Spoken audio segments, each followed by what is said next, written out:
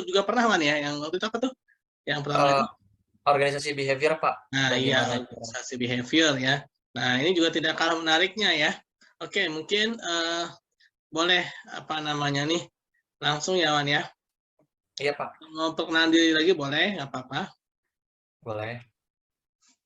Nah, di sini sesinya lebih ke sharing aja ya Pak, dan juga dari teman-teman ataupun dari peserta yang lainnya bisa menanggapi ataupun bertanya, sekedar sharing. Karena kan di sini kan kita sama-sama belajar ilmu satu sama lain kayak gitu. Bisa langsung share aja Pak. Oke, sebelumnya saya mohon maaf, saya izin off video ya ketika share materi karena khawatir berbentrokan ya, sehingga mengakibatkan apa terpental atau hang gitu ya. Ya,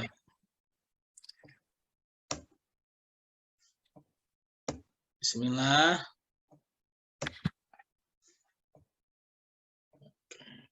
Ya. Oke, silakan. oke. Bisa di mode slide off Pak, biar ketampil semua.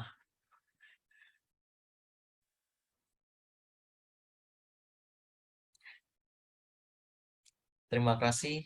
Oh, masih.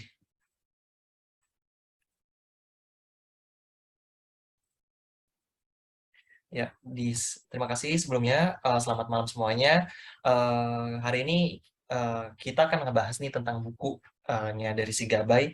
Gabay ini merupakan ahli sosiologi sekaligus ahli ekonomi. Jadi kita bisa menyebutnya adalah sosial ekonom yang ngebahas tentang industri dan juga perilaku sosial di masyarakat. Khususnya perilaku sosial di masyarakat dan juga company. Nah, untuk bukunya Gabe sendiri itu sebenarnya ada 13 chapter, dan kebetulan yang kita akan bahas itu tentang sisi gelap sih dari modal sosial dari suatu perusahaan itu seperti apa. Bisa di next, Pak. Ini pengantarnya. eh, Kalau pengantarnya di sini dia lebih menjelaskan seperti mengidentifikasi mekanisme utama untuk menyumbang dampak positif dari jaringan sosial pada tindak individu dan organisasi. Pertama adalah jaringan itu memfasilitasi akses terhadap informasi, sumber daya, dan peluang. Kemudian jaringan sosial juga akan membentuk aktor dan juga untuk mengkoordinasikan tugas kritis antara saling ketergantungan dan untuk mengatasi dilema tindakan dan kolektif. Jadi pengantarnya di sini mengidentifikasi atau memberikan pengenalan lebih lanjut bagaimana sih jaringan sosial. Jadi sebenarnya sebelum kita masuk ke dark side ini, kita akan mempelajari tentang jaringan sosial. Jaringan sosial yang ada di suatu perusahaan. Seperti kita ketahui, jaringan sosial itu contohnya kita bisa melihat satu company, kita bisa melihat satu organisasi, yayasan, koperasi, dan yang lainnya, etc. Kita bisa melihat kalau yang di posisi di atas itu adalah level manajerial atau level strategis. Kemudian dia memiliki supervisor, kemudian memiliki senior staff, dan segala macamnya. Nah, dalam mengidentifikasi struktur sosial dalam suatu perusahaan itu sangat penting. Nah, di bukunya Gabay itulah yang akan dibahas. Jadi bagaimana struktur sosial yang ada di company itu akan berpengaruh positif ataupun negatif nih terhadap perusahaan dan juga terhadap masyarakat luas kayak gitu. Nah, di sini juga struktur jaringan itu juga dapat mengkoordinasikan satu sama lain pasti, dan juga menciptakan satu ketergantungan. Ketergantungannya apa? Contoh, manajer memiliki suatu tugas pokok dan fungsi. Dia memiliki pemikiran yang luas bagaimana sih supaya perusahaan itu stabil, sustain, dan juga bisa ekspansi ke depannya. Kemudian dia nggak akan mengerjakan hal-hal yang teknis alias lapangan. Dia akan memberikan suatu tanggung jawab ataupun wadah ke bawahan-bawahannya. Nah, itulah mengkoordinasikan dan juga melibatkan ketergantungan satu sama lain. Tetapi di sini juga ada dilemanya. Dilemanya itu juga sangat berat. Pertama, dilemanya itu adalah bagaimana sih peran manajer, supervisor, ataupun peran staff dapat mengkoordinasikan satu sama lain. Kayak gitu.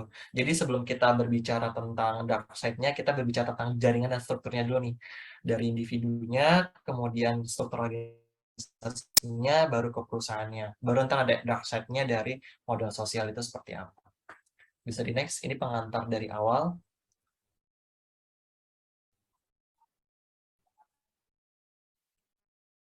Nah, kemudian sebenarnya kalau struktur sosial itu, tadi kan kita bahasnya tentang jaringan dan struktur. Kemudian dari jaringan dan struktur ini akan menimbulkan suatu nilai atau value, atau kita bisa disebut dengan modal sosial. Jadi modal itu nggak hanya melulu tentang aset, tapi modal itu bisa dikatakan sebagai modal sosial. Tujuannya apa? Bisa dikembangkan modal sosial itu.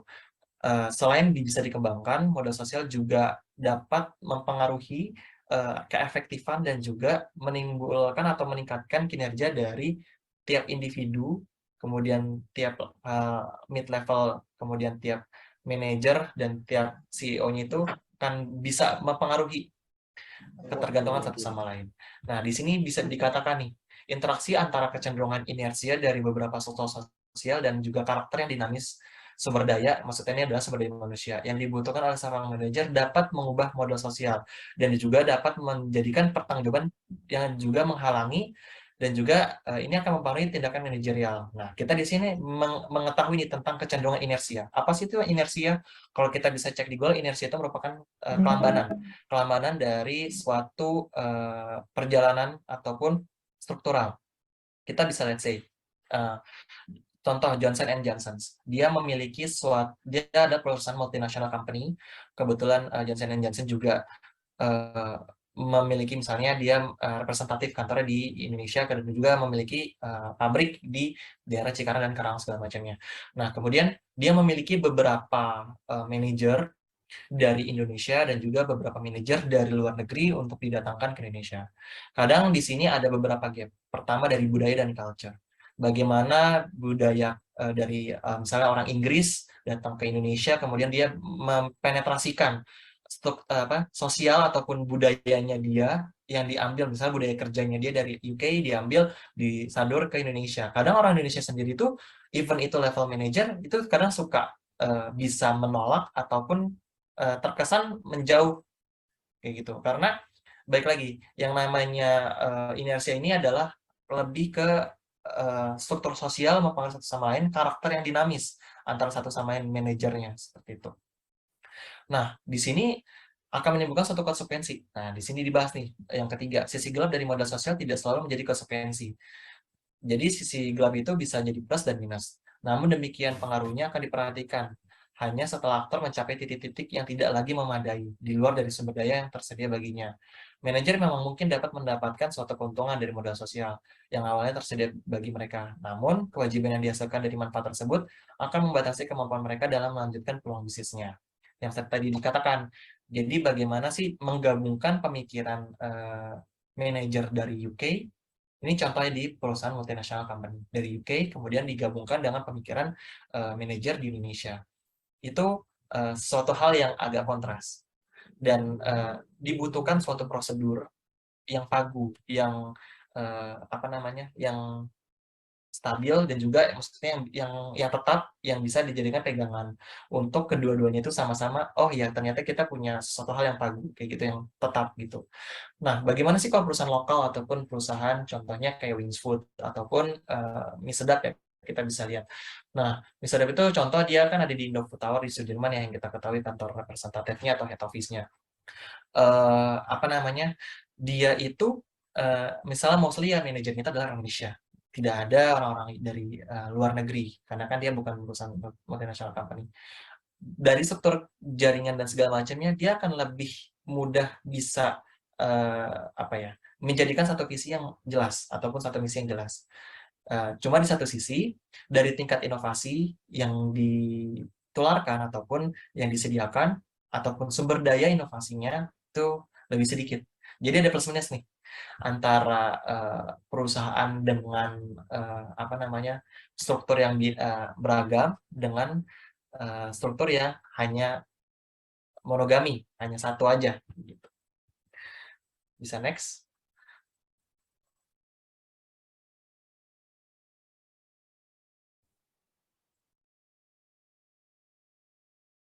Nah, perlulah dipelihara modal sosial. Tujuannya untuk memerlukan investasi. Jadi modal sosial itu perlu dipelihara nih. Dipeliharanya seperti apa sih? Let's say gini. Tadi kan kita membahas tentang dua perusahaan, perusahaan lokal dan perusahaan multinational company. Kita bisa lihat dari sisi pertama, kita lihat dari multinational company. Perusahaan multinational company, mereka akan memiliki inovasi yang sangat-sangat banyak tak terbatas, sumber daya dari segi orang, sumber daya dari segi bahan-bahan, dia mengerti ataupun dia lebih paham. Beda hal dengan sumber daya yang dia perusahaan lokal. Nah, di sini sebenarnya yang mau ditekankan adalah bagaimana sih cara memeliharanya. Cara memeliharanya pertama yang tadi dikatakan, bagaimana cara menetapkan suatu prosedural, kemudian bagaimana sih caranya menemukan hambatan-hambatan yang dapat menimbulkan suatu gesekan dari struktur jaringan tersebut. Baik lagi, karena dari awal kita sebelum membahas dark side, kita membahas tentang jaringan dan struktur modal sosial di perusahaan itu sendiri. Nah, kemampuan untuk menarik diri dari hubungan bisnis yang tidak lagi menguntungkan telah sering ditemui nih oleh beberapa faktor. Kemudian beberapa manajer itu akan mudah beradaptasi dengan perubahan lingkungan mereka. Jadi sebenarnya peran manajer, baik itu manajer lokal ataupun manajer multinational company, perlu sangat penting untuk beradaptasi. Jadi nggak hanya skill saja, tapi dia bisa beradaptasi. Beradaptasinya berupa apa? Berupa bagaimana cara mereka membaca pasar. Contohnya gini, oke, saya balik lagi ke multinational company. Saya misalnya dari UK. Di UK itu ngetrennya itu misalnya bedak yang wanginya wangi jasmine. Sedangkan di Indonesia wanginya wangi lavender dengan iklim tropis dan segala macamnya. Jadi di sini bagaimana sih cara cepat manajer di multinational company bisa membaca pasar. Kalau lokal gimana? Contoh lokal. Simpelnya gini. Hari ini lokal lagi suka boba nih. Tren nih minuman boba yang jelly-jelly kenyal-kenyal gitu. Nah, let's say 2 bulan kemudian udah ganti lagi nih jadi coffee shop. Nah, itu adalah keterampilan ataupun butuhnya adaptasi yang dibutuhkan untuk bisa tahu bagaimana caranya kita manajer, staff manager ya, lebih ditamakan manajer dan supervisor. Kalau untuk level staff harus juga beradaptasi. Caranya bagaimana? Dia melakukan suatu improvement. Dari tadi kita bisa lihat, kalau kita lihat tadi rantai tadi, misalnya manajer udah berinovasi dan udah berimprovisasi, sedangkan di bawahnya tidak ada pengembangan apapun. Struktur jaringan ini akan melalui kecatatan alias timpang. Makanya dalam sisi modal sosial ini perlu level top manajemen dan bottom manajemen itu harus bersinergi satu sama lain kayak gitu. Mungkin ini kita iklan dulu Pak Hasbi, karena mungkin waktunya ya less than 1 minute. Oke, ya benar. Kita akan ada pariwara dulu ya. Ini mohon maaf saya agak-agak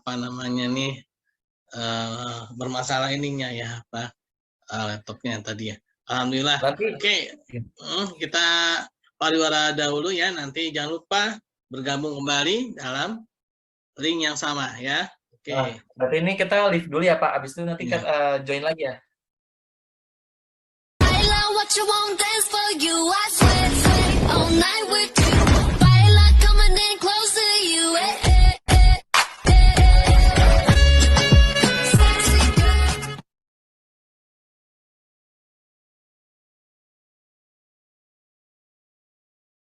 Ya, oke. Assalamualaikum warahmatullahi wabarakatuh, teman-teman. Laptop kali ini tadi ya mengenai modal sosial. Mungkin tadi bahasanya agak-agak berat, tapi sebenarnya teman-teman itu ada loh dalam kehidupan kita sehari-hari. Oke, mungkin daripada kita penasaran ya, daripada kita ingin tahu, kita lanjutkan lagi ya teman-teman. Assalamualaikum.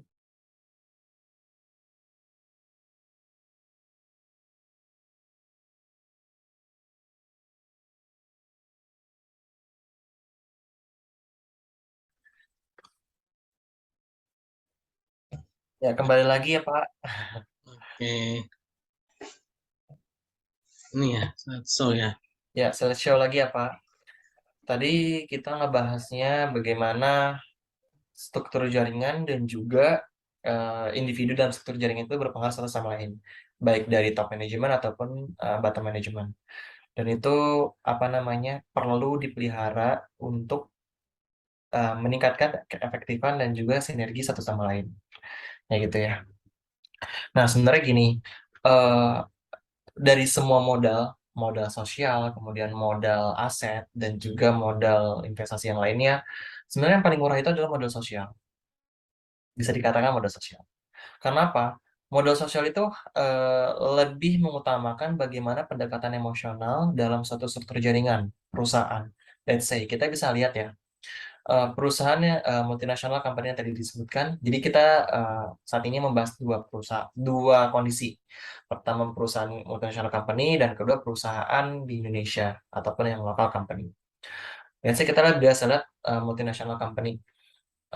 Dari struktur sosial itu simpel banget. Bagaimana caranya HR ataupun bagaimana caranya perusahaan itu mengadakan suatu refreshment ataupun pengenalan ataupun bekal untuk karyawannya. Bagaimana caranya memupuk skill yang mereka punya selama ini, kemudian bagaimana dikembangkan segala macamnya. Nah, kemudian yang kedua diperlukan adanya reward, punish and reward, kayak gitu. Jadi ketika seseorang ataupun dalam struktur jaringan tersebut, orang-orang itu memiliki suatu kapabilitas yang baik, diperlukanlah reward. But how? Bagaimana kalau misalnya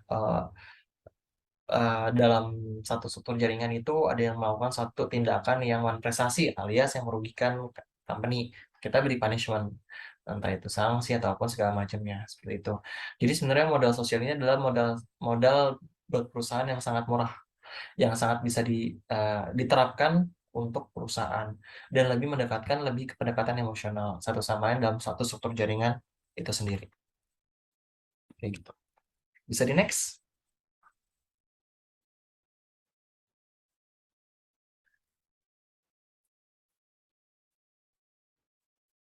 Di next, Miles and Snow. Kurang dengar Mas itu mah.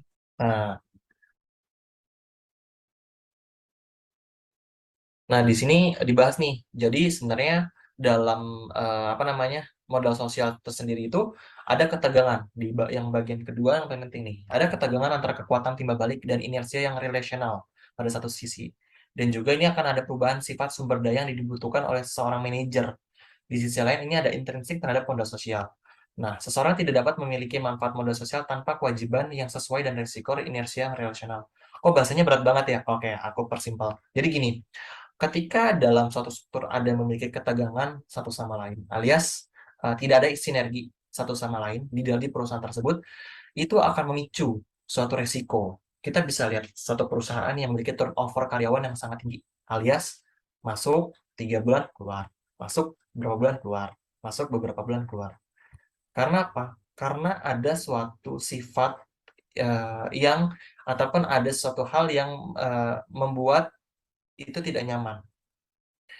Baik lagi, ketika struktur itu prematur ataupun cacat ataupun tidak baik, maka akan menimbulkan suatu resiko. Pertama, turnover karyawan yang tinggi. Kemudian yang kedua, akan ada sharing informasi. Let's say gini, kita bekerja di perusahaan Protect and Gambler, perusahaan multinational company-nya, yang kita bisa lihat dia banyak banget menghasilkan jutaan produk rumah tangga. Kemudian let's say dia memiliki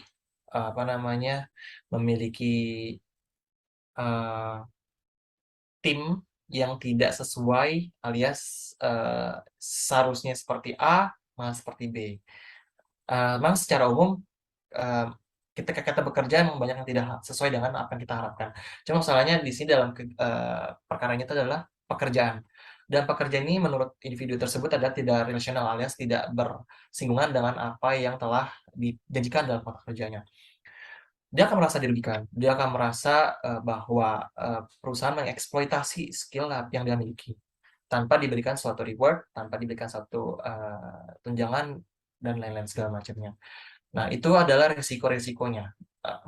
Dan ketika resiko itu datang, karyawan tersebut misalnya udah bekerja selama 3 bulan. Dia sudah mempelajari supply chain dari P&G.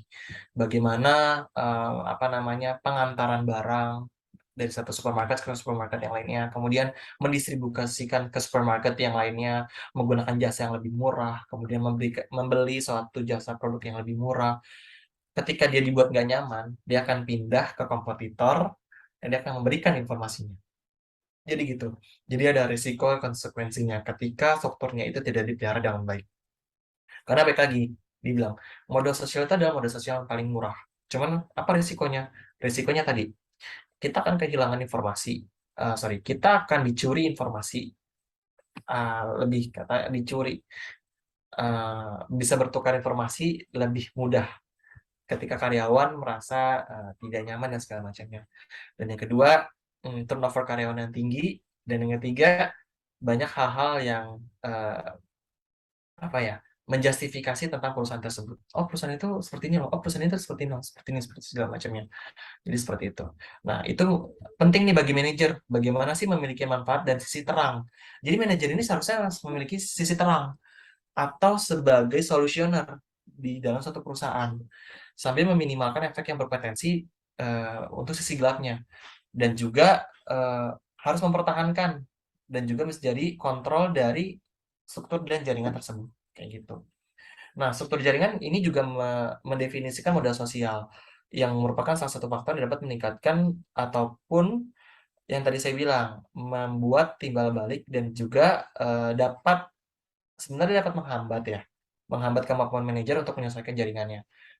Contohnya gini, misalnya Pak Hasbi adalah seorang manajer. Pak Hasbi memiliki supervisor, misalnya A dan B. Kemudian A memiliki kemampuan sekitar 40%, B memiliki kemampuan sebesar 60%. Bagaimana caranya manajer tersebut menyamakan posisi kemampuan tersebut? Itu butuh waktu, pertama. Yang kedua, dari kemampuan tersebut, bagaimana caranya dia membuat satu stimulus ataupun inovasi agar kedua-duanya memiliki improvement yang sama. Nah, kadang itu menghambat kemampuan manajer. Di satu sisi, mereka juga memiliki suatu tanggung jawab yang besar oleh manajemen, ya kan? Kayak gitu. Jadi, modal sosial itu juga ada efek sampingnya bagi manajer ya, terutama ketika mereka memiliki bukan bottom management, bukan. Tapi ketika mereka memiliki tanggung jawab yang harus memupuk, kemudian membangun, dan juga membuat struktur lebih baru lagi, kayak gitu. Makanya efek tersebut bisa diminimalisir jika dari awal mereka memiliki suatu pagu alias ketetapan yang tetap ini harus ini harus ini harus ini segala macam. Gitu. Bisa di next.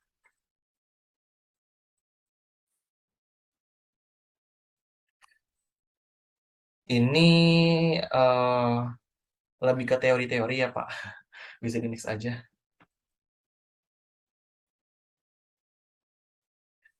Nah, tadi kan seperti bilang ya, efek dari struktur jaringan.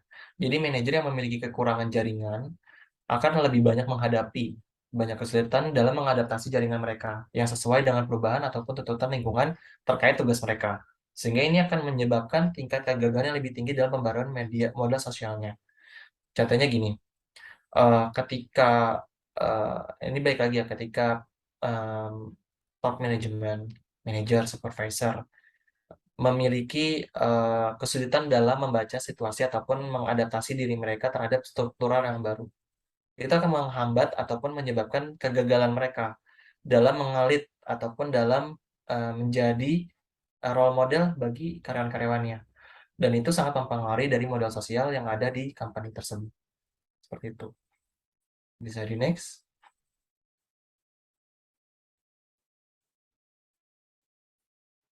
Ini teorinya diambil dari Italia kebetulan. Studi dari bukunya ini berfokus pada salah satu unit anak usaha di Italia, yaitu sebuah perusahaan komputer multinasional terkemuka di awal tahun 1993 lah. Untuk lebih rincinya, perusahaan ini menghadapi kondisi pasar yang sulit, adanya pemotongan harga, percepatan dinamika persaingan yang didorong oleh kemajuan dramatis dalam teknologi chip. Kemudian membuat suatu keuntungan marginnya itu anjlok dan juga memaksa perusahaan untuk bisa berinovasi lebih banyak lagi. Karena harus bisa lebih stabil dan sustain gitu. Nah, salah satu strateginya itu muncullah Dirijen Prosesis Industrialis, yaitu arah proses industri atau DPI. Ini adalah unit terkecil yang secara resmi dibuat pada tahun 1991 dan dikelola oleh 19 anggota. Kemudian ini beroperasi di salah satu pabrik di Italia untuk mempromosikan bentuk-bentuk alternatif kerjasama di antara unit bisnis di dalam dan di luar organisasi. Nah, tadi sempat dibahas ya di awal. Jadi penting nih organisasi, jaringan, dan strukturnya. Ini kan kelihatan ya di perusahaan di Italia yang tadi kan kita bahas tentang multinational company. Tadi kan kita let's say kita lihat P&G Procter and Gamble, kemudian Johnson Johnson, bagaimana culture dari manajer UK kemudian combine dengan manajer di Indo. Mereka sama-sama memiliki kemampuan yang cukup baik, namun bagaimana sih bisa beradaptasi dan menerima satu sama lain. Kenapa di sini lebih di multinational company? Karena multinational company ini, let's say dia akan membawa suatu perubahan bagi pasar. Karena gini, ketika pasar di Indonesia berkacanya hanya lokal, dia tidak akan ada inovasi yang sangat disruption, alias nggak cepat gitu. Cuman ketika lihatnya, misalnya ada perusahaan dari P&G datang ke Indonesia, terus bagaimana dia membuat sabun, sampo, pasta gigi, sunlight segala macam dengan harga mungkin yang lebih agak naik dikit, cuman kualitasnya lebih baik. Kemudian mereka menciptakan inovasi-inovasi yang luar biasa. Nah, perusahaan lokal tuh akan meniru mereka segala macam. Mereka akan mengadakan research and development R&D dari perusahaan lokal tersebut. Kemudian bisa aja nih menjadi replikator dari perusahaan multinational company. Nah, makanya sekarang kita bahas tentang multinational company dan perusahaan lokal dari struktur jaringannya seperti itu. Nah, balik lagi ya, tadi kan intermezzo sedikit. Sebenarnya gaya kerjanya itu akan menghasilkan suatu strategi yang dapat mengarah pada perubahan positif dalam organisasi dan juga budaya organisasi di Italia.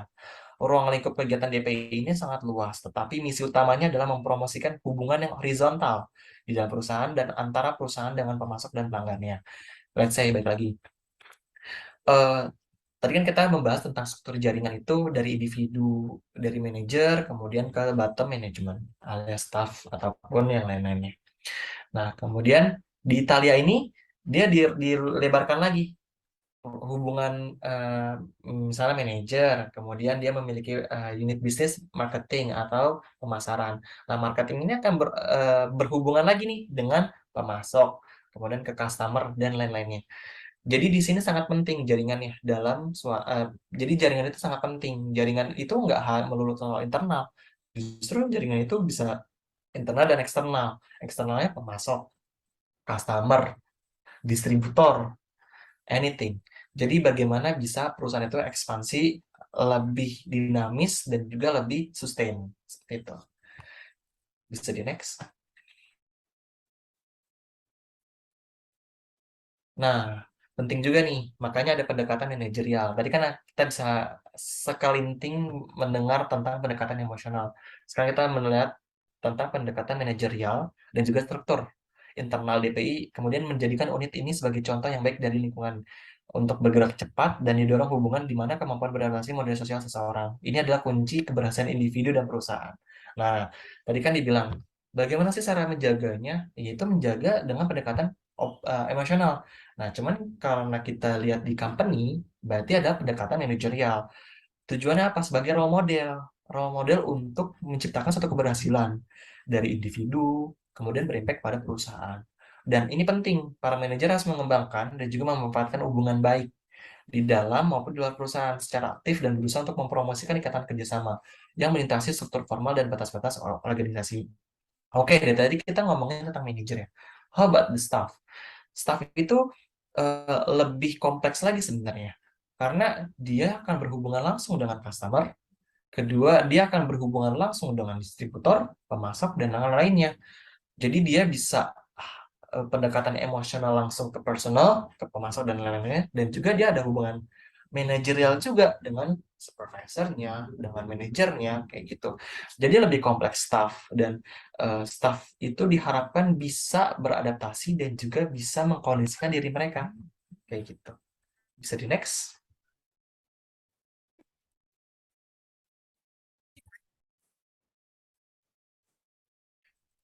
Nah, data dan metodenya. Sebenarnya pemetaan yang sempurna itu dalam jaringan konsultasi pada jaringan interdependensi ada dua. Pertama, seorang manajer dapat menjaga hubungan dengan orang-orang yang tidak dapat diandalkan. Tetapi tetapi dia juga harus bisa berkonsultasi juga nih sama orang-orang yang bisa diandalkan kayak gitu. Kedua, seorang manajer mungkin memiliki tingkat konsultasi yang rendah atau tidak ada konsultasi sama sekali dengan orang-orang yang sangat diandalkan. Kami menyebutnya situasi ini kehilangan konsultasi atau disebut dengan kegagalan koordinasi.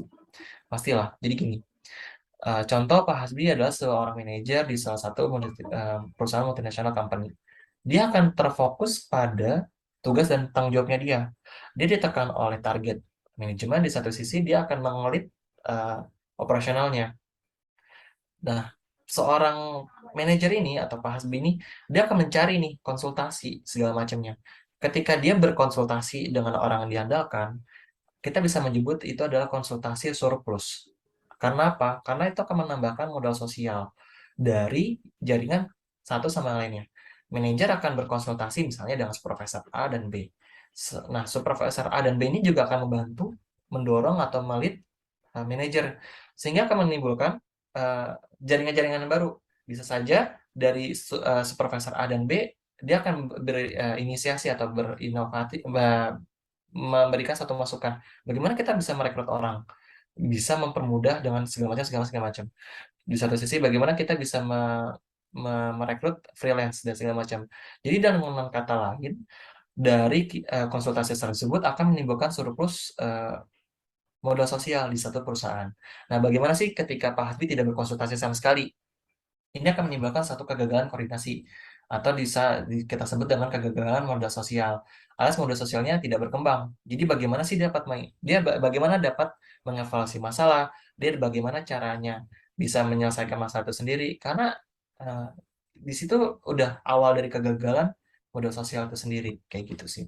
Jadi sebenarnya data dan metode ini yang sangat dipentingkan itu adalah bagaimana caranya manajerial itu bisa pertama berkomunikasi satu sama lain dengan sesama rekan manajernya ataupun buat manajemen. Di satu sisi ketika dia tidak bisa memiliki koordinasi satu sama lain, itu akan menjadi satu kegagalan ataupun kecacatan dalam modal sosial, kayak gitu.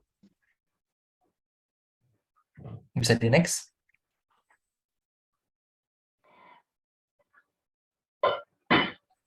Nah, ikatan dapat berperan dalam dua cara dalam mempengaruhi manajer. Pertama, manajer mungkin harus menjaga hubungan dengan orang-orang yang menjadi kunci tugas mereka di masa lalu dan akan mungkin penting lagi di masa depan, itu pasti. Kedua, manajer dapat menggunakan ikatan tersebut sebagai jembatan untuk mengakses sumber daya atau informasi yang dikendalikan oleh orang-orang yang tidak dapat dijangkau oleh manajer secara langsung, atau untuk mempengaruhi politik secara langsung ataupun tidak langsung. Oke. Jadi gini, sebenarnya ikatan ini akan berperan. Ikatan ini akan berperan untuk mempengaruhi si seorang manajer ini dan juga organisasi ini sendiri. Yang pertama, ya, tadi kan kita bahas ya, manajer itu harus menjaga hubungan, pasti dong. Menjaga hubungannya dengan siapa? Internal dan eksternal. Tujuannya apa? Tujuannya itu untuk memperbaiki dan juga untuk membangun hubungan. Memperbaiki apa? Memperbaiki itu adalah dari hal-hal masalah-masalah yang di belakangnya. Kayak kan dibilang di sini, jadi tugas mereka di masa lalu. Berarti dia memperbaiki kesalahan kah ataupun mengevaluasi dari apa yang telah gagal dari masa yang sebelumnya dan membuat suatu pelajaran di masa depan. Alias di sini dia menjaga hubungan di masa depan. Nggak mungkin dong, contoh. Saya adalah seorang research manager di satu bank. Ketika saya menawarkan, iya di produk bank ada produk simpanan A dan B, bunganya 8% segala macam. Ketika saya menawarkan A, mungkin hari ini A nggak akan closing nih, alias nggak akan mau nih membeli produk saya atau mau memakai produk saya. Cuman ketika kita menjaga hubungan satu sama lain, membina segala macamnya, kita akan mendapat engagement emosionalnya dan kita akan mendapatkan modal sosialnya. Kemudian itu akan menjadi apa namanya? Kita bisa katakan itu adalah marketing masyarakat ya, big of mouth market. Jadi kayak bagaimana dari mulut ke mulut. Misal kita bisa bilang, iya street boba enak nih, asik. Terus misalnya, cobain street boba deh. Nah, A ngomong ke B, B ngomong C nanti ngomong ke D dan E dan D nanti ngomong ke E, F, G, H, I, J, K, L. Nah, itu disebut dengan modal sosial. Jadi secara nggak langsung, ketika kita membangun modal sosial yang baik, itu akan menimbulkan branding satu sama lain, kayak gitu. Nah, kemudian di sini juga akan membuat satu jembatan ikatan untuk mengakses sumber daya informasi. Seperti yang kita ketahui gini, ternyata pasti seorang manajer. Terus saya seorang accounting, kemudian saya juga dekat dengan konsultan pajak. Nah, ketika manajer tidak memiliki akses informasi ke konsultan pajak, apa yang dia lakukan? Hal yang pertama dia lakukan adalah accounting internal mereka. Mereka akan mempelajari, kemudian mereka akan melakukan suatu pendekatan, dan baru mereka akan, boleh nggak saya bisa bicara dengan konsultan pajak, bagaimana sih perpajakan di company ini harus kayak gimana, tindakan kayak gimana, kayak gimana, kayak gimana. Jadi yang sebelumnya informasi yang tidak didapatkan secara tidak langsung, mereka dapat mendapatkan informasi secara langsung, kayak gitu. Jadi nggak melulu informasi itu staff aja, manajer juga harus tahu. Manajer juga harus paham bagaimana sih cara mendapatkan informasi yang tidak dapat dijangkau secara langsung. Nah, itu. Bisa di next.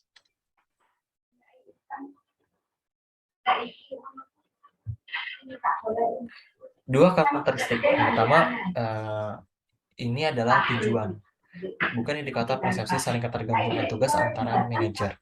Kedua, ukuran tersebut dapat menangkap saling ketergantungan tugas langsung dan tidak langsung antara para manajer.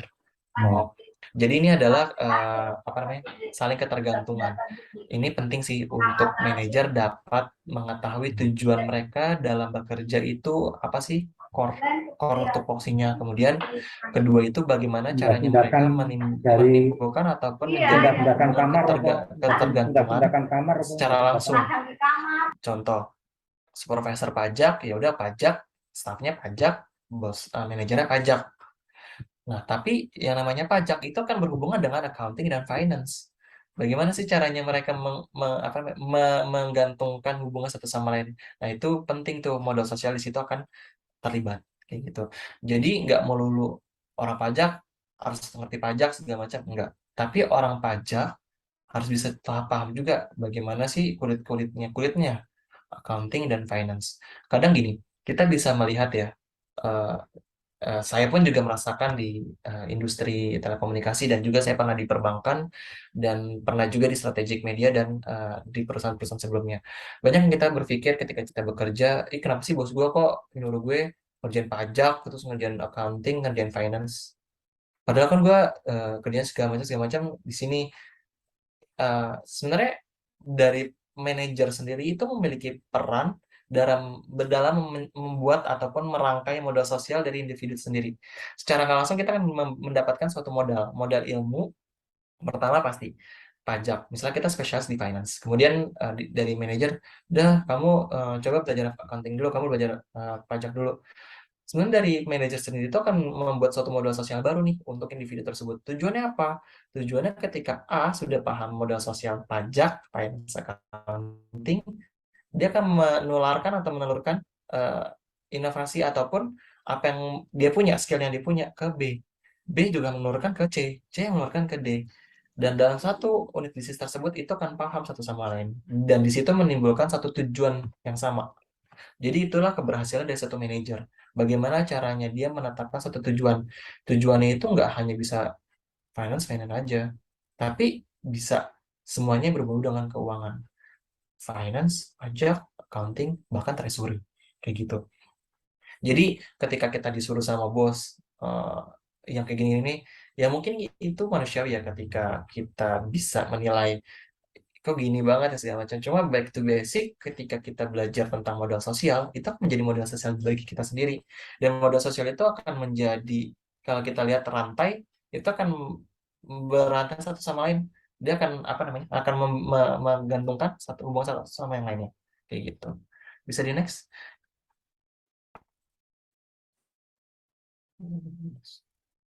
Ini lubang struktural, dia lebih ke ke teori.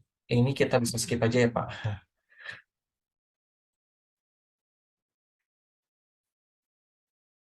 Nah, tadi kan kita sempat ngebahas tentang kegagalan koordinasi, alias kegagalan dalam modal sosial di satu company.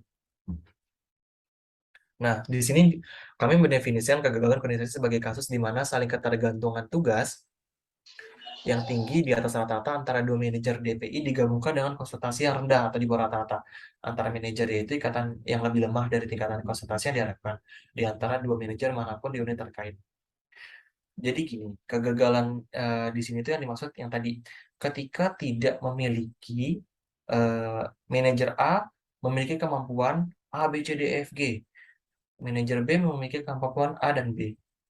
Nah, ketika manajer A dan B disatukan, pasti akan menimbulkan satu ketimpangan, pasti. Namun, kalau misalnya mereka bisa berkolaborasi, itu akan menciptakan suatu efisiensi ataupun improvement dan juga menimbulkan model sosial yang baru gitu. Nah, kalau kegagalan itu sendiri, bagaimana tercipta? Kalau misalnya kedua-duanya itu tidak bisa menggabungkan improve mereka, pertama pasti. Yang kedua, mereka tidak ada koordinasi satu sama lain.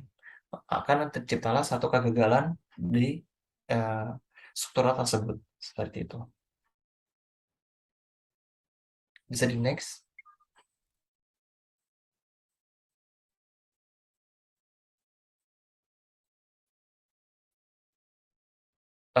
Nah, ini kita baca mungkin di slide nomor 4. Sebenarnya dari penelitian ini juga dilaporkan bahwa ada sisi gelap dari modal sosial ini akan membahas kapan dan juga bagaimana si jaringan sosial ini dapat menjadikan penghambat kinerja manajer dan organisasi.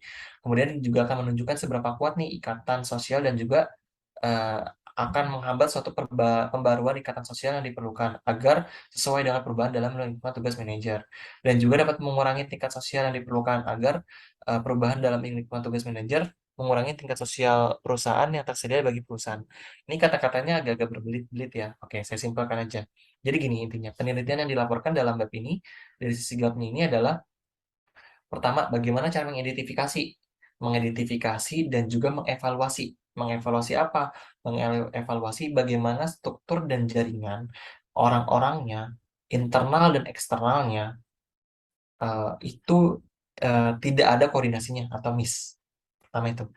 Yang kedua, bagaimana sih penghambat ini justru menjadi keuntungan? Maksudnya gimana sih penghambat menjadi keuntungan? Contoh gini, nggak melulu dalam koordinasi itu menciptakan suatu hal yang baik. Contohnya, saya paham tentang misalnya finance. Kemudian ada divisi marketing datang, mau nanya dong bagaimana sih laporan keuangan kayak gini segala macam. Maksudnya ada beberapa batasan, ada beberapa satu sketch di mana struktural itu tidak bisa crossover, nggak bisa menyeberang. Dia harus dikasih batas. Yang tadi bilang pagu, ketetapan dalam mengakses informasi. Jadi penghambatan ataupun batas struktural itu juga sangat penting. Tujuannya apa? Agar sharing informasi satu sama lain itu tidak berjalan ataupun tidak seriskan yang kita pikirkan. Kayak gitu. Bisa di next?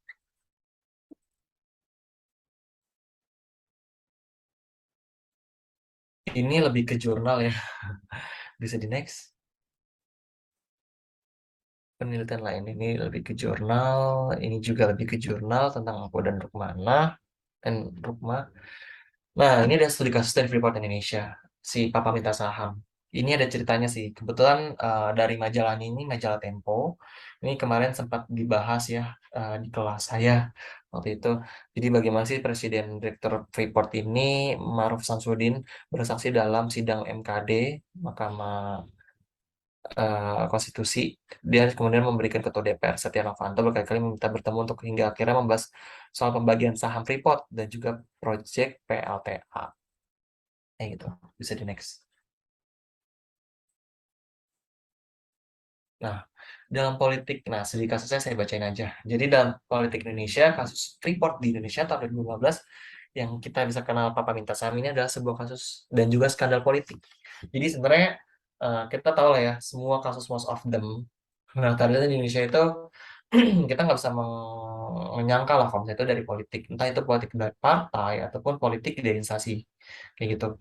Nah, ini skandal politik ini ketika Ketua DPR RI Setia Novanto, kita bisa sebut dengan Setnov, partai dari Golkar disebut mencatat nama Presiden Jokowi dan juga Yusuf Kala untuk meminta saham dalam sebuah pertemuan dengan PT Freeport Indonesia. Nah, pada tanggal 16 November 2015, Menteri SDM Sudirman melaporkan Setnov secara tertulis ke MKD yang tadi kita bilang ya, Mahkamah Kehormatan Dewan. DPR RI pada tanggal 2 Desember 2015. Nah, sidang MKD ini dimulai dan Sudirman Said juga memberikan rekaman utuh dan juga transkrip percakapan antara Setnov, pengusaha Riza Khalid, dan juga Direktur Freeport Simaruf Samsudin sebagai evidence nih buat si Novanto. Nah, dalam rekaman ini Setnov menyebutkan bahwa nama Luhut Binsar Panjaitan yang kita bisa kenal dengan Kepala Staf Presiden pada waktu itu paling banyak, yaitu sebanyak 66 kali. Luhut pun membantah terlibat dan juga sempat dipanggil oleh Majelis MKD.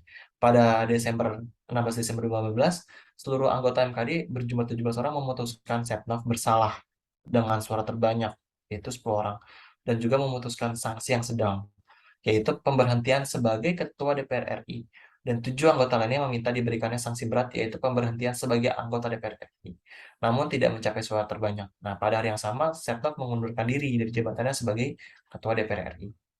Nah, di luar jalur pelanggaran etika oleh MKD, Kejaksaan Agung secara pandai menyelidiki kasus ini dengan tuduhan pemufakatan jahat. Menteri SDM Sudirman Said dan PT Dirut Freeport sempat dipanggil nih oleh Jaksa Agung Muda Jampindun, dan Setnov juga sudah memberikan keterangan sebanyak 3 kali. Rekaman tersebut juga disita oleh Jampindun. Akan tetapi saksi kunci yaitu Riza Khalid tidak muncul meskipun sudah dipanggil berkali-kali. Nah, menurut Menteri Hukum dan HAM, Riza Khalid berada di luar negeri sejak kasus mencuat.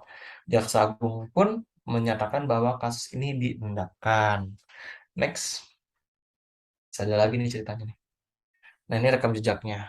Presiden Freeport Indonesia Muhammad Samsudin Freeport harus dijaga dan dikawal perjalanan investasinya. Jadi 1997 ada kontrak karya ditekan antara Freeport dengan pemerintah di Indonesia. 1991 Freeport diperpanjang kontraknya dan berlaku selama 30 tahun ke depan, tahun 1991. Kemudian pemerintah pada tahun 1994 di mana perusahaan asing boleh memiliki saham hingga 1% dalam rangka penanaman modal di dalam negeri. Proses ini diinvestasi terhambat dan PT Freeport beroperasi seperti biasa. Tahun 2010, pemerintah menerbitkan PP 23 tahun 2010 yang mewajibkan bahwa divestasi sebesar 20%. Tahun 2012 ada divestasi baru sebesar 25%, 2014 dinaikkan lagi kewajiban investasi 30%, dan tahun 2017 pemerintah menerbitkan PP tahun 2017 dengan kewajiban divestasi sebesar 51%, alias lebih dari setengah. Pemerintah menyatakan PT Freeport sepakat di divestasi 50%, namun pada bulan September Freeport menyatakan menolak. Nah, tahun 2018 nih, Freeport sepakat menandatangani perjanjian dengan pemerintah Indonesia, yaitu PT Inalum, untuk membeli saham Freeport, Moran, dan juga hak partisipasi Rio Tinto hingga total mencapai 51%. Sebenarnya kalau PT Freeport itu, ini ada sisi gelap dari struktur jaringan dan sosial ya. Jadi bagaimana ketika top manajemen itu bermain politik dan juga ada sangkut pautnya dengan apa namanya, jadi bagaimana mereka tidak bisa membedakan mana mereka bermain politik, mana mereka bermain bisnis. Karena dalam kasus ini politik dan bisnis dicampur adukan, itu kesalahan yang pertama. Dan yang kedua, eh, mereka adanya sharing informasi, ya, adanya sharing informasi satu sama lain. Sharing informasinya eksternal, sehingga seharusnya informasi yang tidak bisa diberikan oleh orang lain bisa mengetahui informasi tersebut. Kayak gitu sih. Bisa di next. Wah, waktunya berapa menit lagi nih? Ya. Nah, tadi kan jejaring sosial. Pertama partai politik, kemudian media, politikus, dan broker. Ini sih lebih ke mengidentifikasi yang tadi ya. Aktornya itu manajemen, direksi yang tadi kita lihat sih direktur utamanya Ma'ruf Samsudin. Kemudian pemerintah, Kementerian SDM, politikus, dan pengusaha. Nah, lubang struktural itu perannya itu memastikan keberlanjutan kontrak karya. Nah, dua sisi sosial kapital itu mau akses informasi, lobby, mitigasi risiko, dan mengurangi ketidakpastian. Maksudnya dua sisi ini yang menjadi hal positif itu adalah sebenarnya kita bisa belajar bagaimana sih cara mengurangi ketidakpastian ketika ada masalah-masalah perubahan regulasi di country ataupun di Indonesia ataupun di negara-negara. Ketika kita punya suatu perusahaan berdiri di suatu negara, kita harus mengetahui nih ketidakpastian. Ketidakpastian itu berupa apa sih? Nggak cuma pasar, tapi berupa peraturan-peraturan pemerintah yang telah ditetapkan di situ. Kemudian bagaimana cara memitigasi resiko? Mitigasi resiko di sini adalah memitigasi bagaimana sih resiko-resiko yang akan datang ketika tambang ini banyak didemo nih oleh masyarakat lokal dan segala macamnya. Nah, ini perannya lobby. Dan juga bagaimana caranya mereka mendapatkan akses informasi database yang baik, yang terpercaya dan valid. Kayak gitu. Bisa di next. Oh, udah selesai. Oke, mungkin itu aja hari ini sesi bedah bukunya dari Eh, gambar. Ya, sebelumnya terima kasih pada Aswannya, tapi ini kita mau iklan dulu nih ya. Jangan selesai dulu karena ada sesi diskusinya, Wan. Biar menarik. Oh, Jadi, baik, Pak. iya. Ini juga masih ada kan ya? Oke, kita pariwara dulu ya.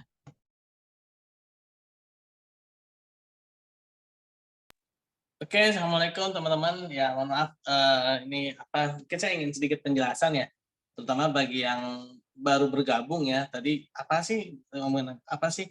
Nah, ini sebenarnya lagi bicara tentang buku mengenai modal sosial ya. Nah, sebenarnya modal sosial itu istilah ya teman-teman ya. Istilah yang mana kalau dalam kehidupan secara pribadi kita ya, atau mungkin secara individu, mungkin tadi Aswan bahasnya itu secara korporasi ya, secara perusahaan ya. Tapi kalau secara pribadi kita, modal sosial itu adalah perbuatan baik kita ya. Nah, tadi kan apa namanya, ini saya sengaja saya jelaskan ya teman-teman, takutnya, aduh apa sih ini lagi bicarain apa sih, takutnya berat banget sih bahasanya, sebenarnya ini ringan ya. Ini sebenarnya ringan teman-teman ya. Ini sebenarnya mengenai perbuatan baik ya. Nah, tadi kan kata Aswan kan apa namanya modal sosial itu ada yang berdampak negatif juga ya. Nah, maksudnya itu berdampak negatif itu jadi gini, ada perbuatan baik kita yang benar-benar tulus, ikhlas ya. Ada lagi perbuatan baik kita ini yang istilahnya dalam tanda petik gitu ya, dalam perbuatan baik ya. Nah, mungkin kalau secara korporasi tadi ya apa namanya ketika dia menjabat sebagai kepala apa namanya pemerintahan atau pejabat publik gitu ya, dan dia juga berbisnis, nah ini dia melakukan perbuatan baik yang tanda kutip tadi gitu kan. Nah itu sisi negatif dari modal sosial gitu ya teman-teman ya. Nah tapi kalau dalam kehidupan sehari-hari kita ya modal sosial itu sebenarnya perbuatan baik kita teman-teman ya. Jadi perbuatan baik kita ini pasti akan berdampak efek atau memantul ke diri kita sendiri lagi gitu ya. Nah mungkin kalau dalam satu perusahaan karena beberapa individu ya, jadi perbuatan baik ini bisa saling melengkapi gitu ya, bisa saling apa namanya berkontribusi ya.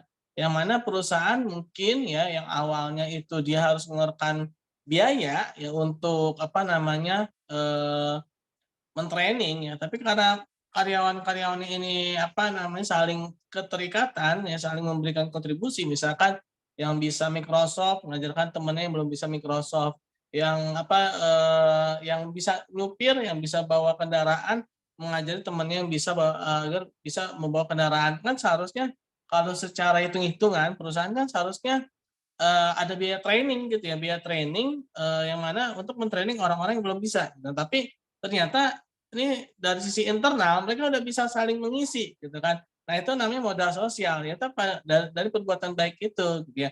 Tapi jangan apa istilahnya perbuatan baik ini tapi harus ikhlas gitu ya, harus tulus agar benar-benar tidak menjadi modal sosial yang berefek negatif tadi. Ya, itu secara internal gitu teman-teman ya. Oke, mungkin saya ingin apa namanya nih, nah kita iklan dulu dikit ya teman-teman ya. Sebut mana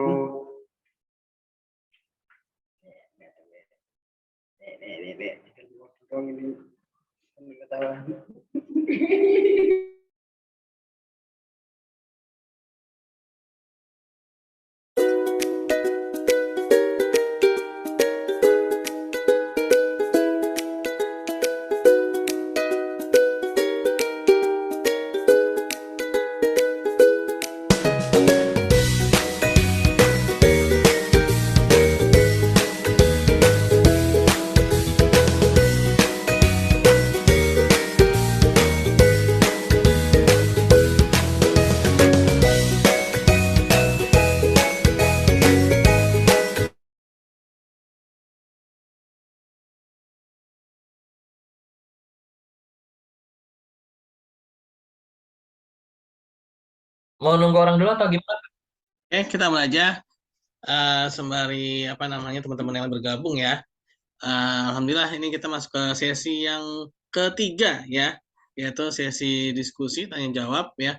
Sebelumnya saya mungkin agak sedikit apa namanya diskusi juga sharing ya berdasarkan apa yang tadi Aswan sampaikan.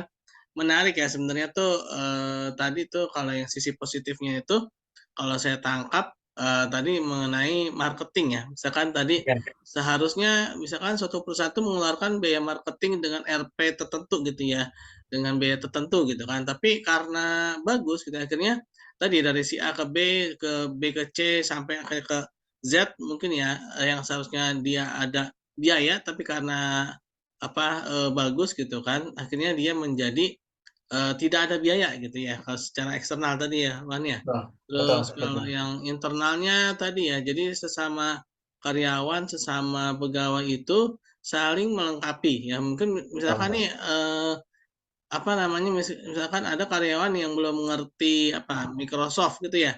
Tapi ada Betul. karyawan lain yang sudah mengerti Microsoft gitu kan.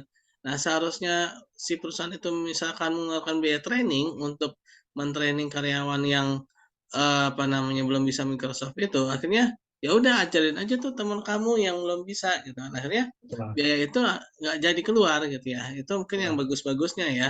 Tapi ada Ya, juga tuh yang jelek-jeleknya ya seperti tadi ya. Ya mentang-mentang lagi menjabat di apa namanya politik gitu kan sering sekali dimanfaatkan ya. Ormas-ormas itu biasanya asosiasi ya itu biasanya ketua-ketuanya itu pasti kalau nggak menteri kalau nggak apa gitu ya. Kenapa? ya, Kalau dia sudah jabatan tertentu ya itu pasti naiknya cepet gitu. Saya sendiri pengalaman juga tuh ya di sebuah organisasi asosiasi yang mana ketika itu ketuanya pure akademisi itu nggak berkembang ya tapi begitu ya, dikaitkan dengan eh, praktisi. apa praktisi dengan terutama dengan menteri ya itu luar biasa ya. Lebih cepat ya, Pak. Nah, cepet kayak roket gitu. Sud ya. Iya, iya, Nah, itulah betul. ya apa namanya struktur modal apa modal sosial ya. Betul, ya, betul, betul, Walaupun terkadang akhirnya menjadi kehilangan ruhnya gitu ya. betul, betul. Eh, ya ya mungkin ya hanya sebagai branding oke lah ya. Tapi ya akhirnya kita ini yang level-level apa minimal yang middle-middlenya inilah. Mungkin kalau yang Betul. level up-nya itu yang top-nya itu ya mungkin ya simbolnya aja biar istilahnya kalau ada Betul. apa-apa gampang gitu kan. Tapi yang kerja kerasnya ini yang middle-nya gitu. Kenapa? Karena Betul, mereka lah betul. yang akan untuk menjaga ruh apa ormas atau asosiasi itu gitu Core-nya, kan. betul. Heeh. Nah, memang menarik sih ya. Jadi ya begitu lah ya dalam kehidupannya. Terkadang kita butuh juga yang seperti itu ya. Karena ya gimana lagi gitu ya. Betul. Gitu. Betul.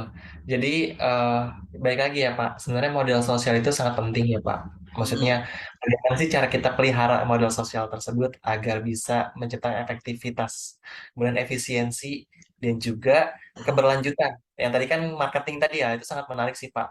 Karena fenomenanya gini sih Pak. Ketika kita memiliki satu produk yang baru nih, contohnya Kampus Tiami memiliki stimulus baru nih ketika eh, IPK segini bisa mendapatkan beasiswa dan segala macamnya, ataupun bisa mendapatkan kesempatan buat menjadi brand ambassador segala macamnya.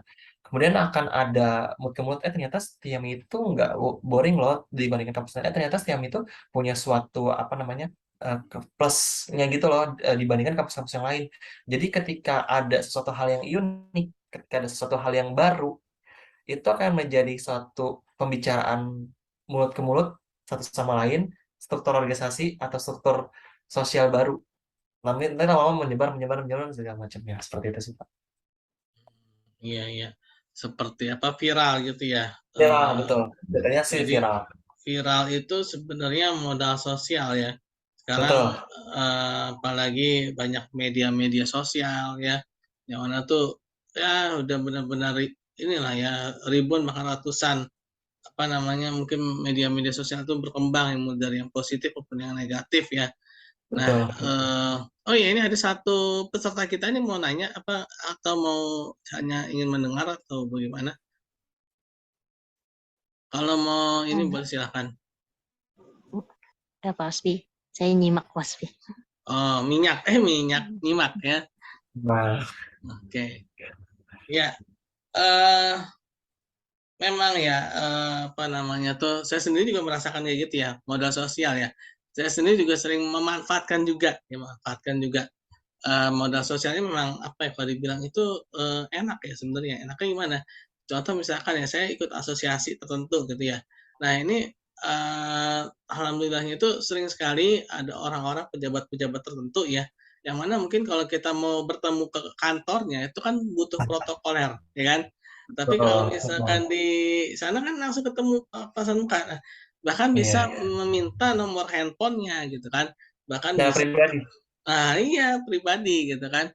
Nah, ini sering sekali saya manfaatkan ya, dan ya luar biasa manfaatnya tuh banyak banget gitu ya. Mungkin bagi orang yang ini terkaget-kaget, "Hah, kok bisa sih? Itu kan orang penting," gitu kan. Itu kan Nah, ini ya kan. tanpa biaya mahal, tanpa Nah, effort yang biasa, namun sesuatu hal yang perlu dijaga. Nah, betul sekali ya. Wah, harus dijaga ya.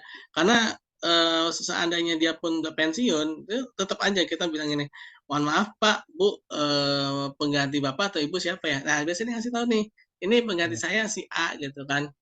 Akhirnya saya WA lagi kepada si A itu, "Mohon maaf Bapak, Ibu, ini saya dapat nomor dari apa namanya sebelumnya." "Oh iya iya, gimana, ada yang bisa dibantu?"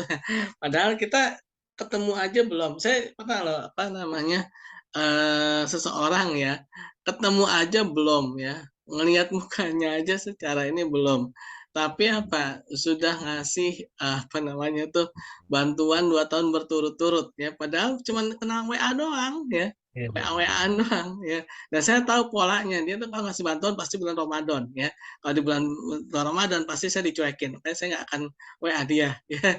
Nah itu modal sosial banget tuh ya, nggak perlu capek-capek kan, biasanya kan kita ketuk-ketuk pintu perusahaan ya kan, tapi ya itulah ya manfaatnya, ya walaupun itu juga ada apa, takdir dari Allah juga ya, dari Yang Maha Kuasa ya, butuh apa namanya, doa juga, tapi setidak-tidaknya itu, resep atau apa istilahnya ya, sesuatu yang harus kita miliki ya, yang harus kita, jaga ya. Ya saya tuh, merasakan itu ketika di Setiami ini ya. Nah itu sering apa namanya, mungkin dulu ya, ya ini yang peserta satunya tahulah ya, ketika saya sering keluar-keluar gitu kan, ikut-ikut seminar ya, apa namanya, kerjanya seminar mulu ya, bukan seminar ya sebenarnya, tapi orang-orangnya ini ya yang perlu kita culik gitu kan, atau namanya kita culik ya. Nah, jadi dari situlah akhirnya alhamdulillah tuh ya, manfaat modal sosial. Ya, gimana Wan? Ada lagi kira-kira yang mau didiskusikan? Kalau modal sosial sih banyak banget sih Pak. Maksudnya pengalaman-pengalaman dan juga intinya sih modal sosial itu modal yang paling mudah bisa kita jaga, kemudian yang murah, tidak memiliki effort yang lebih, tapi kita harus bertanggung jawab dan juga harus menjaganya. Karena dan balik lagi, modal sosial juga punya risiko, punya tanggung jawab. Resikonya apa? Ketika kita tidak bisa menjaga hubungan tersebut, itu akan menjadi suatu hal yang dampak negatif buat kita. Entah itu jabatan kita, entah itu eh, apa namanya produk kita yang biasanya dikenal sama orang, kemudian ketika modal sosial kita runtuh dan ataupun mengalami kegagalan, orang akan underestimate dan bahkan akan menolak apa yang kita punya. Jadi modal sosial itu kayak dua mata pisau sih. Jadi bagaimana cara kita menjaganya, kemudian bagaimana cara kita mengurangi mitigasi resikonya ketika kita tahu kalau misalnya itu nggak bisa kita kendalikan. Ya betul sekali ya, karena modal sosial itu kepercayaan ya. Hmm. Ketika percayaannya sudah runtuh ya, sulit sekali untuk membangunnya ya. Ya intinya tadi benar yang kata Aswan ya, jadi harus dijaga benar ya, dijaga sekali itu yang namanya kepercayaan itu, karena itu adalah apa ya, kalau dibilang tuh given ya, given apa sih, pemberian gitu ya. Tapi ya pastinya given-nya bukan hal-hal yang given bisnis gitu yang misalkan bisa terbang, bukan ya. Tapi ini ada satu usaha juga kita membangun ya. Karena memang ke depannya itu ini loh yang di apa ya, orang yang dicari itu networking-nya ya. Ya networking-nya.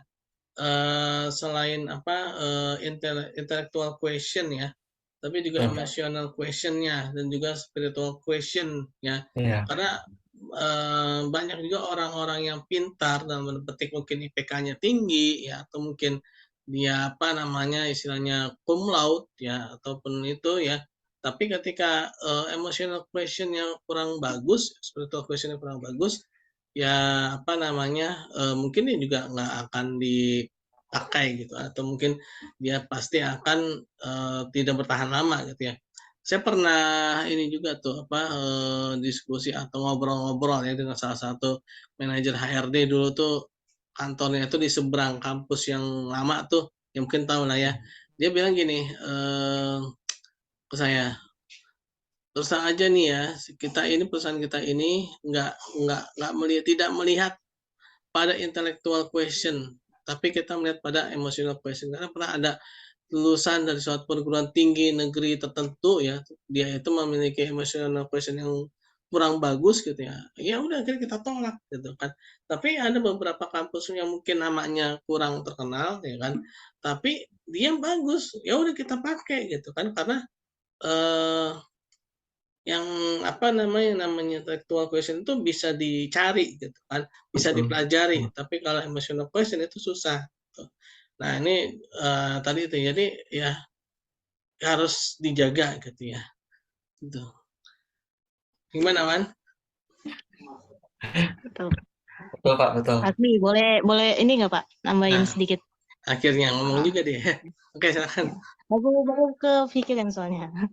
Jadi mengenai modal sosial ini sebenarnya memang udah banyak yang melek ya, banyak yang melek dengan cara mungkin orang tua muda ngerasain nih namanya network itu penting banget dengan cara menyekolahkan anak-anaknya yang di tempat sekolah-sekolah yang mungkin notabene agak tanda kutip ya, agak lumayan gitu dari segi harganya. Tapi kalau misalnya kita lihat mungkin dari segi bukan SKS ya, kurikulumnya mungkin sama dengan yang biasa-biasa aja. Cuman dia naruh di situ karena oh dia ngeliat nih ada anaknya si A dari kementerian apa, B Betul. dengan kementerian apa gitu. Betul. Nah dia ngejar network di situ. Definitely. Kayak misalnya oh dia tuh suatu saat orang-orang yang ditemuin sama anak-anaknya ini mungkin beberapa tahun ke depan akan jadi seperti bapaknya, sehingga sudah punya akses orang dalam sejak dini. Kayak gitu nggak sih, Wan? Kurang lebihnya Eh, kayak modal sosial? eh, kalau modal sosial seperti itu lebih tepatnya sih itu seperti kayak nepotisme ya. Cuman Nah, gini, iya sih. lebih ke nepotisme ataupun kolusi. Cuman maksud aku itu hampir menjurus ke modal sosial. Cuman maksudnya yang disebut dengan modal sosial itu lebih ke hal-hal yang berbau eh, bagaimana sih pengembangan diri. Kalau kayak gitu kan lebih ke cheating ya, cheating life gitu loh. Kalau ini kan kalau modal sosial itu kan kita sama orang itu yang belum pernah kenal, kemudian kita pupuk apa namanya hubungan tersebut, kemudian menjadi satu ketergantungan dan juga long last. Mereka untung, kita juga untung, kayak gitu. Itu modal sosial. Kalau kayak gitu kan kesannya kan kayak HRD meloloskan anak bawah, nih anak bawaan, tapi HRD itu nggak dapat keuntungan apa-apa, kayak gitu. Kalau modal sosial itu kan kedua-duanya sama-sama mendapatkan suatu modal, kemudian modal itu bisa mendapatkan suatu benefit dari keduanya, kayak gitu. Berarti kalau misalkan nanya ya, kalau untuk mahasiswa nih, ini kan kita di lingkungan kampus ya, Ya. ada nggak sih saran dari Aswan gitu? Gimana sih supaya kita yang tadi Aswan bilang modal apa tadi? Sosial. Modal sosialnya itu ya akan berimpact panjang ke karir gitu. Apa sih step-stepnya, langkah-langkahnya? Gitu? Yang pertama sih, kalau saran dari aku ya, kita ngadakan suatu identifikasi terlebih dahulu.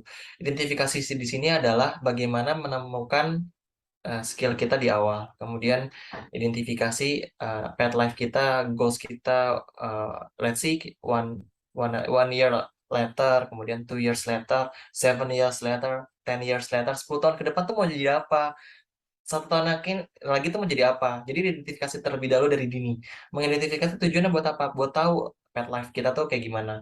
Pet life itu jadi dari kampus sendiri tuh sudah bisa mengidentifikasi, oh mahasiswa ini tujuannya kuliah itu adalah untuk menjadi ini segala macam. Jadi setelah diidentifikasi baru kita buat satu formulanya. Entah formula itu bisa berupa mini class seperti ini, ataupun discuss, sharing. Sharing itu nggak melulu soal kuliahan itu enggak, justru sharing itu lebih ke industri, lebih ke how to people growth, how to improvement self gitu loh. Kayak bagaimana sih caranya kita bisa mengetahui diri, jadi nggak textbook. Oh ya, belajar tentang pajak itu PPh 23 2%, PPh final tuh 10% kayak gitu. It's not. Tapi belajar itu tuh lebih ke industri, lebih ke apa ya, sesuatu hal yang benar kita real life gitu. Kemudian pas udah belajar nih, udah belajar mini class, udah belajar ke praktisinya, ataupun belajar ke sesama each other, kita bisa geser move ke evaluasi. Ketika kita bisa menjalani semua, evaluasinya apa? Evaluasinya itu kita kalau misalnya belajar di company, itu ada PDCA, Plan, Do, Check, Act. Kemudian ada evaluate tambahannya. Nah, evaluate itu mengevaluasi yang sebelum-sebelumnya. Goals gue kecapai nggak? Goals saya tercapai nggak nih? Kemudian core yang kita pelajari dalam mini class ini, atau core yang kita pelajari dalam interaksi ini ada nggak nih? Value-nya ada nggak nih? Tujuannya kita di sini untuk berdiskus, kemudian kita bisa apa namanya? Bercerita satu sama ini adalah mendapatkan suatu pemahaman dan ilmu baru kayak gitu. Nggak melulu soal buku, karena buku itu adalah karangan beberapa orang ataupun karangan beberapa dari pengalaman orang dijadikan satu buku disadur. Kalau dan itu mungkin tahun 1990, kemudian 2000, misalnya yang terbaru 2021 lah ya, let's see. Nah, cuman kan yang sekarang kan 2022, kemudian disrupsi teknologi, kemudian ada beberapa hal peraturan pemerintah yang terbaru, itu kan semuanya kan sangat cepat, dinamis.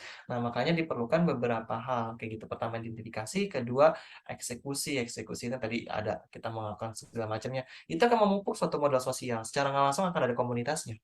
Bisa dikatakan seperti itu. Nanti secara langsung kayak ada, oh, kayaknya seru nih ada ini, oh kayaknya seru nih. Jadi kita membuat suatu komunitas, komunitas itu akan menjadi satu ekosistem. Nah, kita akan lihat, kan kita pernah lihat tuh, Alobank. Alobank itu secara nggak langsung lagi buat ekosistem bisnis loh. Jadi, bagaimana caranya Alobank bisa membuat satu ekosistem, jadi semuanya terintegrate. Transmart pakai Alobank, Bank Mega pakai Alobank, Imperial Kitchen pakai Alobank, Chatime punya Alobank, all of them yang ada di Transmart itu adalah punyanya Alobank. Jadi dia secara nggak langsung buat ekosistem bisnis di situ. Jadi ketika kita masuk ke Transmart, uang kita itu jatuhnya ke CT Group. Ekosistemnya CT Group. Gitu. Jadi secara nggak langsung ketika kita buat satu ekosistem atau komunitas di situ, kita akan tahu.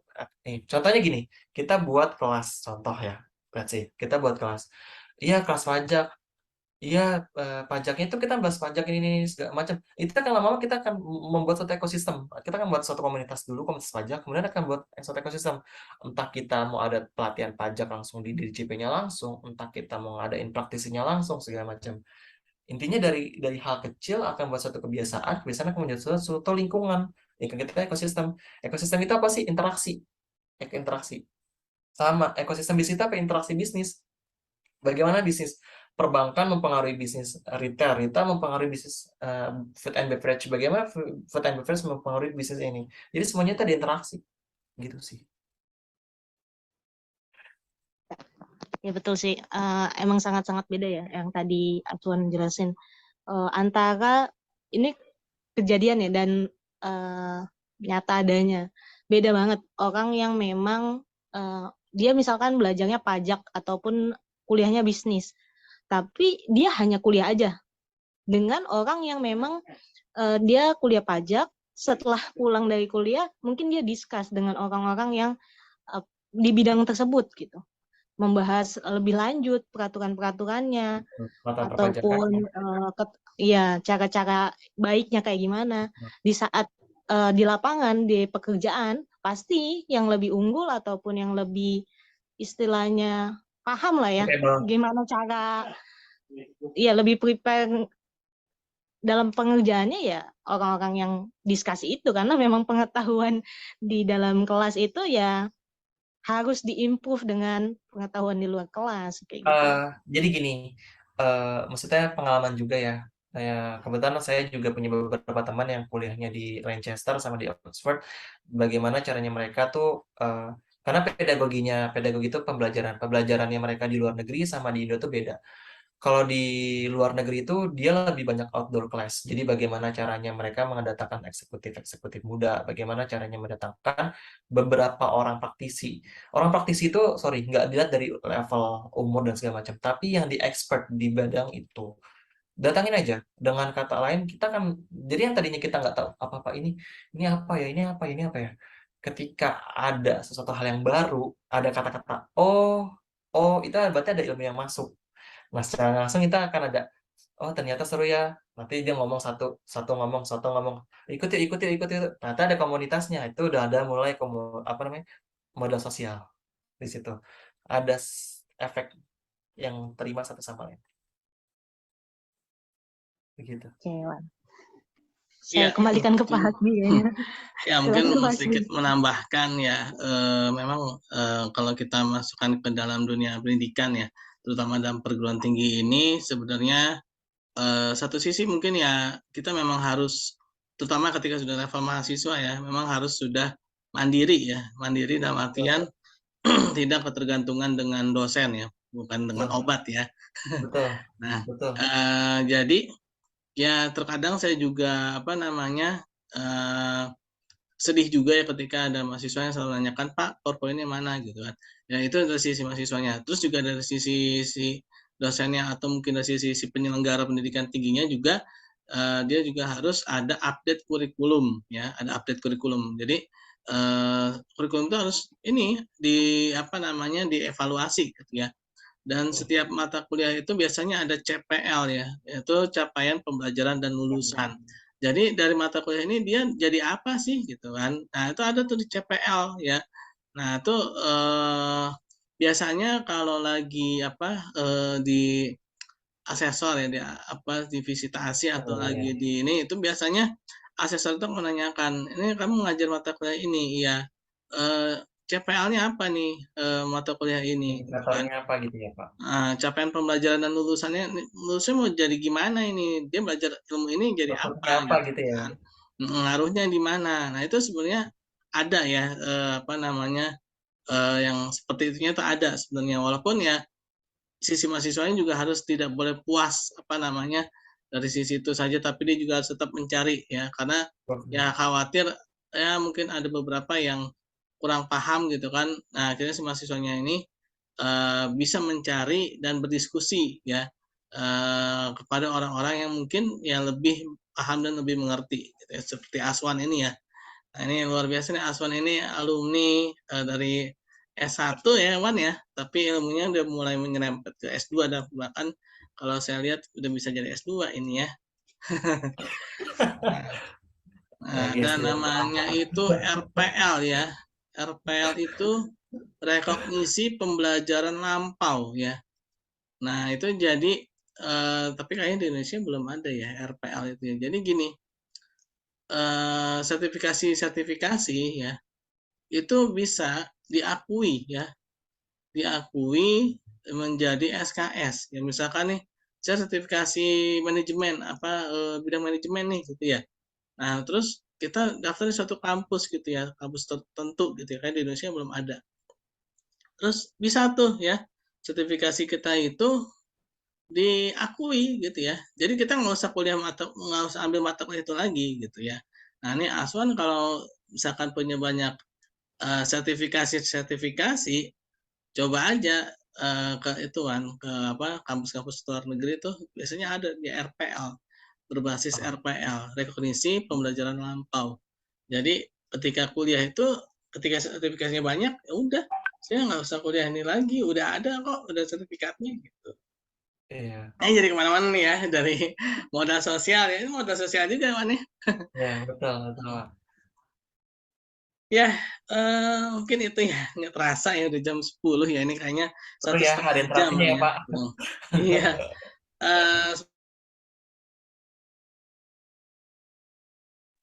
Ya, Assalamualaikum warahmatullahi wabarakatuh. Sebelumnya terima kasih ya. Tadi kayak ada yang mau bertanya ya. Oh, mungkin apa namanya, saya ingin sedikit memberikan apa ya, penjelasan lagi ya. Jadi memang modal sosial itu ya banyak ya, teman-teman semua ya, dalam kehidupan kita ya. Tadi ya dalam dunia akademisi ya, dalam dunia praktisi ya, itu banyak ya. Oh ya, sebelumnya tadi kayaknya Pak Dwi Kora mau bertanya ya, raise hand. Boleh Pak, silakan. Ada yang mau ditanyakan atau didiskusikan? Ya maaf, Pak, saya nggak bisa on kamera ya Pak, lagi di Oh luar. ya boleh, Iya. silakan. Tadi pembicaraan siapa Mas Aswan ya? Sudah nggak ada Iya, ya? cuman dia ini Pak apa rekaman Pak. Oh, rekaman tadi. Iya, Oh, ya udah nggak apa-apa sih nggak Pak. jadi. Nggak Kan saya. orangnya kerja ya, jadi Oh, iya. Nggak, saya jadi pikir begini sengaja saya. saya rekam gitu ya. Iya. Mungkin kalau memang ada Oh, pertanyaan iya. boleh nanti saya sampaikan Pak. Iya, jadi begini. Tadi saya sangat tertarik dengan keterangannya pemateri tadi yang di akhir-akhir tentang mitigasi risiko. Nah, seorang manajer, pimpinan, yang mau saya tanyakan, bagaimana dia menyiapkan satu mitigasi atas risiko yang sifatnya unpredictable gitu loh pasti. Jadi sekarang ini kan banyak kejadian-kejadian ya, mau di kampus mau di luar itu yang atau di institusi usaha yang menghadapi satu banyak risiko. Kejadian-kejadian yang di luar tidak ada di RKAP dia, di rencana kegiatan anggaran perusahaan dia tidak ada. Nah, tapi itu kan harus ada solusinya dengan cara melakukan mitigasi. Nah, itu sebetulnya saya mau tanyakan itu, bagaimana cara memitigasi seorang manajer siap dengan mitigasi atas risiko yang tiba-tiba muncul yang tidak selama ini tidak diprediksi dalam RKAP dia. Itu saya sebetulnya tadi yang mau saya tanya. Ya Pak, Iya. sebenarnya memang lagi apa ya, Ya. kerja. Jadi Ya.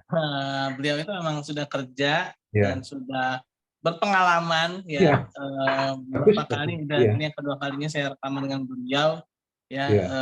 mengenai bedah buku ini menarik Ya. semuanya ya. Pertama Ya. itu behavior korporasi kalau nggak salah Ya. ya. Kedua ini ya apa namanya tentang corporate social capitalism and liability ya. Oh, ya. Buku yang kedua ini ya.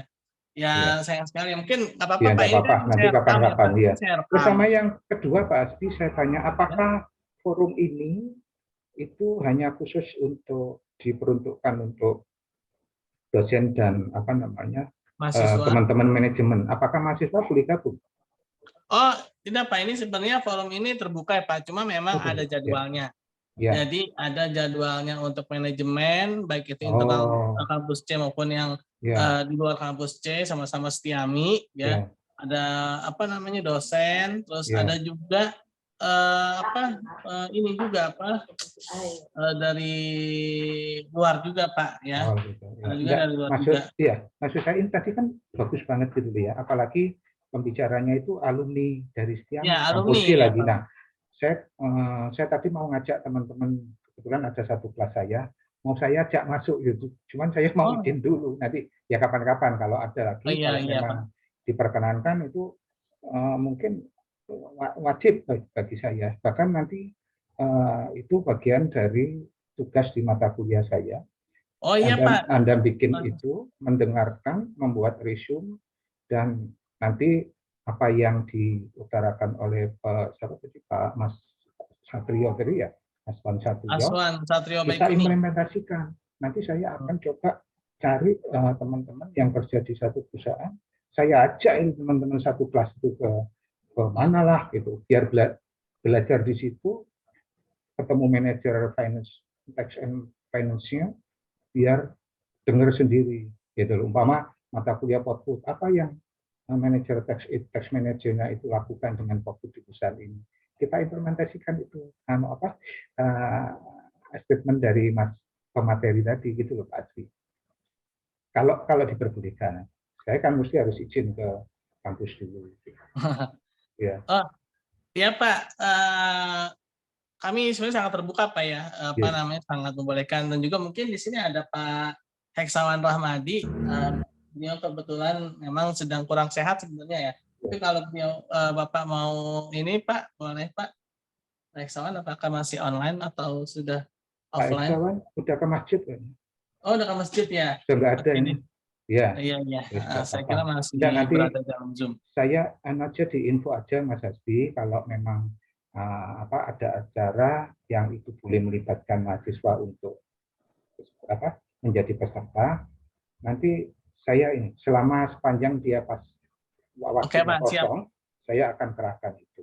Biar rame Mas, biar rame, Iya, Pak. biar seru, biar mahasiswa juga tambah ilmunya, biar tahu bahwa ini loh alumni Islami kita ini berqualified seperti yang tadi itu Mas Aswan, Satrio ya. tadi, Mas Aswan tadi.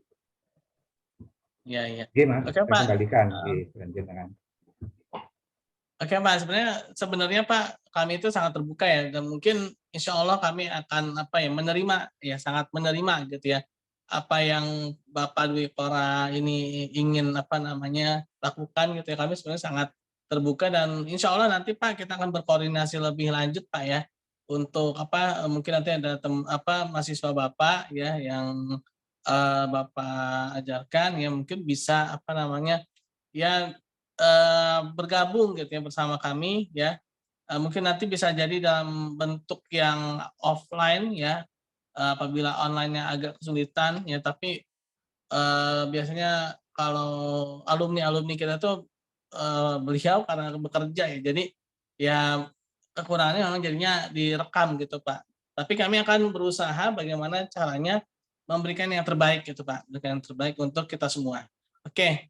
Terima kasih Bapak Dwi Raharjo, beliau ini adalah dosen kita juga ya. Beliau juga pernah membedah buku waktu itu perpajakan di Indonesia ya. Oke Mas. Ya, tidak terasa ya sudah jam 11:30. Mungkin closing statement-nya itu mengenai apa sih modal sosial, intinya sebenarnya berbuat baik gitu ya, berbuat baik dengan tulus ya. Insya Allah pasti akan ada balasannya. Sebenarnya sih seperti itu ya, modal sosial itu ya.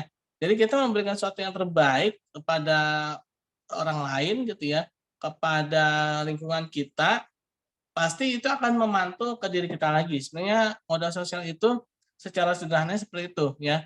Karena kita tidak menyangka, tidak akan tahu rezeki kita itu datangnya dari mana gitu kan.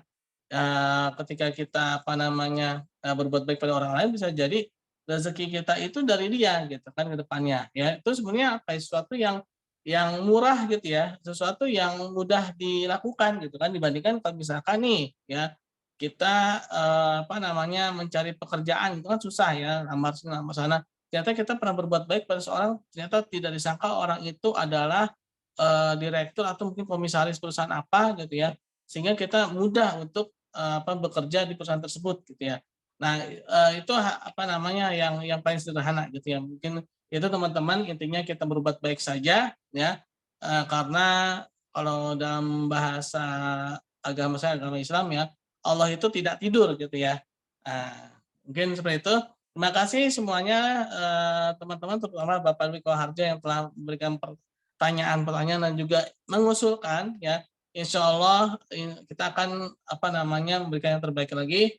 Sekali lagi terima kasih. Wassalamualaikum warahmatullahi wabarakatuh. Subhanakallahumma bihamdi. Subhanakallahumma bihamdika. Asyhadu an la ilaha illa anta astaghfiruka wa atubu ilaik. Ya, terima kasih ya. Ya, Liv ya.